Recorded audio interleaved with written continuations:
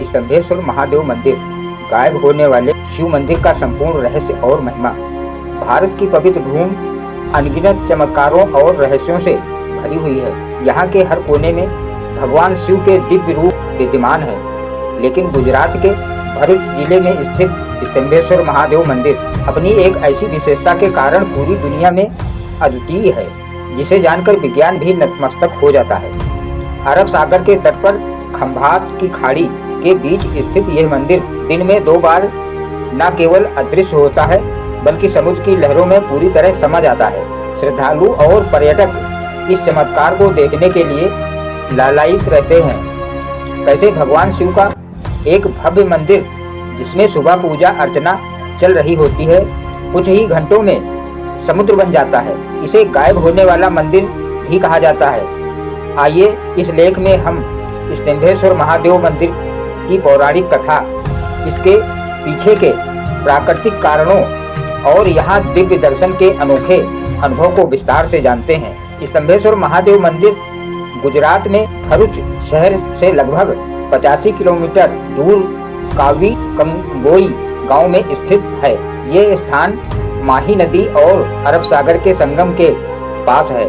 इस मंदिर की सबसे बड़ी और विस्मयकारी विशेषता इसकी भौगोलिक स्थिति के कारण उत्पन्न होने वाला प्राकृतिक ज्वार भाटा। प्रतिदिन दिन में 2 बार समुद्र में ज्वार आता है। इस समय अरब सागर का जल स्तर तेजी से बढ़ता है और समुद्र की विशाल लहरें मंदिर की ओर बढ़ने लगती हैं। देखते ही देखते पूरा मंदिर परिसर समुद्र के पानी में पूरी तरह डूब जाता है। मंदिर का गर्भगृह, शिवलिंग और मुख्य ढांचा पानी के नीचे समा जाते हैं। इस समय समुद्र किनारे खड़े भक्तों को केवल मंदिर के शिखर पर लगा ध्वज ही दिखाई देता है। कुछ घंटों तक पानी में रहने के बाद जब भाटा का समय आता है तो समुद्र का पानी धीरे धीरे पीछे हटने लगता है। जैसे जैसे जलस्तर कम होता है, मंदिर का ढांचा लहरों को बीच से फिर से प्रकट होने लगता है। पानी पूरी तरह उतर जाने के बाद शिवलिंग और गर्भगृह के दर्शन के लिए उपलब्ध हो जाते हैं।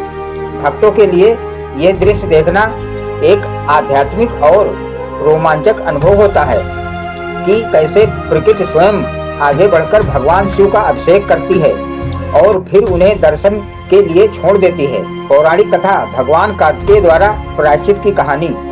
स्तंभेश्वर महादेव मंदिर का वर्णन महाशिव पुराण और स्कंद पुराण में भी मिलता है। इस मंदिर की स्थापना से जुड़ी कथा अत्यंत रोचक है, जो भगवान शिव के पुत्र कार्तिकेय और राक्षस तारकासुर से संबंधित है। तारकासुर का वरदान और आतंक। पौराणिक कथा के अनुसार तारकासुर नामक एक असुर ने भगवान शिव की कठिन तपस्या की थी। उसकी तपस्या से प्रसन्न होकर शिव जी ने उसे वरदान दिया था। तारकासुर ने वरदान में मांगा कि उसे केवल भगवान शिव का 6 दिन का पुत्र ही मार सके। वो जानता था कि शिव जी उस समय तपस्या में लीन थे और उनकी पत्नी सती का देहावसान हो चुका था, इसलिए वो मानता था कि शिव जी का पुत्र कभी नहीं होगा। वरदान पाकर तारकासुर अहंकारी हो गया और उसने तीनों लोकों स्वर्ग, पृथ्वी और पाताल में हाहाकार मचा दिया। सभी देवता उससे भयभीत हो गए। भगवान कार्तिकेय का जन्म और युद्ध। तारकासुर के आतंक को समाप्त करने के लिए देवताओं की प्रार्थना पर भगवान शिव की तीसरी आंख की ज्वाला से कार्तिकेय स्कंद का जन्म हुआ। कार्तिकेय 6 दिनों के भीतर ही युद्ध के लिए तैयार हो गए। देवताओं की सेना के सेनापति बनकर उन्होंने तारकासुर के साथ भीषण युद्ध किया और अंततः उसका वध कर दिया। कार्तिकेय की ग्लानि और प्रायश्चित। तारकासुर का वध करने के बाद भगवान कार्तिकेय को बहुत ग्लानि हुई। उन्हें पता चला कि तारकासुर भले ही वो एक राक्षस था, लेकिन वो भगवान शिव का एक परम भक्त भी था। एक शिव भक्त का वध करने के कारण कार्तिकेय स्वयं को दोषी मानने लगे। स्तंभेश्वर महादेव की स्थापना अपनी ग्लानि को दूर करने और प्रायश्चित करने के लिए भगवान कार्तिकेय ने भगवान विष्णु से परामर्श किया। विष्णु जी ने उन्हें सुझाव दिया कि वे उस स्थान पर जहां उन्होंने तारकासुर का वध किया था, भगवान शिव के लिंगों की स्थापना करें और उनकी पूजा करें। भगवान कार्तिकेय ने देवताओं के साथ मिलकर महिसागर संगम तीर्थ पर भगवान शिव की आराधना की और एक विशाल स्तंभ के रूप में एक दिव्य शिवलिंग स्थापित किया। क्योंकि इस स्थान पर महादेव एक स्तंभ के रूप में स्थापित हुए, इसलिए इस तीर्थ को स्तंभेश्वर महादेव कहा गया। इसे विश्व नंदक स्तंभ भी कहा जाता है। मंदिर का अनोखा अनुभव भक्तों के लिए महत्वपूर्ण जानकारी। स्तंभेश्वर महादेव मंदिर का दर्शन करना अन्य मंदिरों की तुलना में थोड़ा अलग और नियोजित होता है, क्योंकि मंदिर के लिए पानी में डूबा रहता है। भक्तों को अपने दर्शन के समय का चुनाव ज्वार भाटा की समय सारणी के अनुसार करना पड़ता है। दर्शन का सही समय भक्त केवल उस समय ही मंदिर के गर्भगृह तक जा सकते हैं और शिवलिंग का स्पर्श कर सकते हैं जब समुद्र का पानी भाटा के लो टाइड के दौरान कम हो जाता है। यह समय सुबह और शाम के समय कुछ घंटों के लिए होता है। अनोखी प्रक्रिया।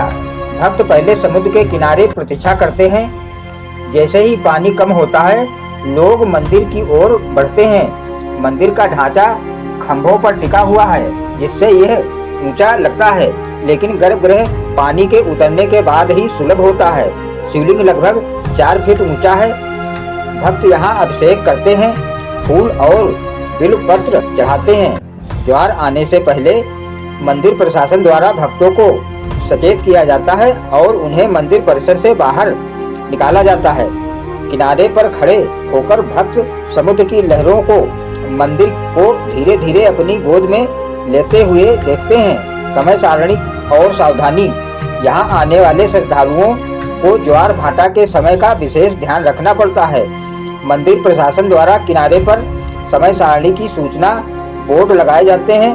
स्थानीय लोगों और पुजारियों के समय की पुष्टि करना हमेशा बेहतर होता है, क्योंकि ज्वार भाटा का समय चंद्रमा की कलाओं के अनुसार प्रतिदिन बदलता रहता है। स्तंभेश्वर महादेव मंदिर का आध्यात्मिक और वैज्ञानिक महत्व। आध्यात्मिक महत्व। इस मंदिर का धार्मिक महत्व अत्यंत गहरा है। यहाँ दर्शन करने से भगवान शिव की कृपा प्राप्त होती है और माना जाता है कि कार्तिकेय द्वारा स्थापित इस लिंग की पूजा करने से व्यक्ति के सभी पाप धुल जाते हैं। विशेषकर अनजाने में किए गए अपराधों के लिए प्रायश्चित होता है। यह स्थान शिव भक्तों के लिए एक परम पवित्र तीर्थ है। वैज्ञानिक महत्व। विज्ञान की दृष्टि से यह मंदिर ज्वार भाटा की घटना का एक अद्भुत उदाहरण है। ये दर्शाता है कि कैसे चंद्रमा के गुरुत्वाकर्षण खिंचाव के कारण समुद्र के पानी का स्तर बढ़ता है और घटता है। मंदिर का ढांचा इतने वर्षों से प्रतिदिन 2 बार पानी में डूबने के बावजूद स्थिर है, जो प्राचीन काल की वास्तुकला की समझ को भी दर्शाता है। जीवन का दर्शन। कुछ लोग मंदिर के डूबने और पुनः प्रकट होने को जीवन के दर्शन के रूप में भी देखते हैं। यह जीवन और मृत्यु के चक्र, सृष्टि और विनाश के निरंतर परिवर्तन को दर्शाता है। कैसे पहुँचे स्तंभेश्वर महादेव मंदिर? स्तंभेश्वर महादेव मंदिर गुजरात की प्रमुख शहरों से अच्छी तरह जुड़ा हुआ है। वायु मार्ग। निकटतम हवाई अड्डा बड़ोदरा हवाई अड्डा है, जो लगभग 85 किलोमीटर दूर है। वहां से आप टैक्सी या बस ले सकते हैं। रेल मार्ग। निकट रेलवे स्टेशन बड़ोदरा और भरूच है। दोनों ही स्टेशनों से मंदिर के लिए निजी वाहन और बसें उपलब्ध हैं। सड़क मार्ग। काबी कंबोई गांव बड़ोदरा और भरूच से सड़क मार्ग द्वारा जुड़ा हुआ है। गुजरात राज्य परिवहन की बसें भी चलती हैं। आप बड़ोदरा या भरूच से टैक्सी किराए पर लेकर भी आसानी से पहुंच सकते हैं। निष्कर्ष। स्तंभेश्वर महादेव मंदिर केवल एक धार्मिक स्थल नहीं है, बल्कि यह प्राकृतिक और चमत्कारों और प्राचीन भारतीय संस्कृति की गहरी जड़ों का एक प्रत्यक्ष प्रमाण है। दिन में 2 बार समुद्र के पानी में विलीन होकर पुनः उभरने की इसकी अनूठी विशेषता है। इसे भारत के सबसे रहस्यमयी और अलौकिक मंदिरों की सूची में सबसे ऊपर रखती है। यदि आप आध्यात्मिक शांति, प्राकृतिक सुंदरता और ऐतिहासिक कथाओं के प्रेमी हैं, तो स्तंभेश्वर महादेव मंदिर की यात्रा करना एक चमत्कारिक और कभी ना भूलने वाला अनुभव हो सकता है। यहाँ आकर आपको न केवल भगवान शिव की दिव्यता का एहसास होगा, बल्कि समुद्र की विशालता और प्रकृति के अद्भुत नियमों के प्रति सम्मान भी जागृत होगा। ओम नमः शिवाय। धन्यवाद दोस्तों।